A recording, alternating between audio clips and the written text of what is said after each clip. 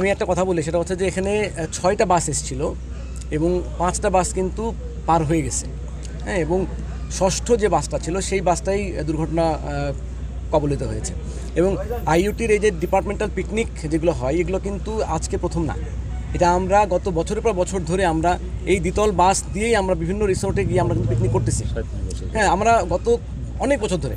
এবং আমাদের আজকে কিন্তু শুধুমাত্র মেকানিক্যাল ডিপার্টমেন্টে পিকনিক হয়নি, আজকে কিন্তু ইলেকট্রিক্যাল ডিপার্টমেন্টেও একটা পিকনিক হয়েছে এবং সেখানেও কিন্তু আমরা ওই ডাবল ডেকার বাসে করেই কিন্তু আমরা স্টুডেন্টদেরকে নিয়ে গিয়েছি। এখন দুর্ঘটনা তো আসলে বলে কেউ আসে না, এখন এটা আনফর্চুনেটলি একটা ঘটনা ঘটে গেছে।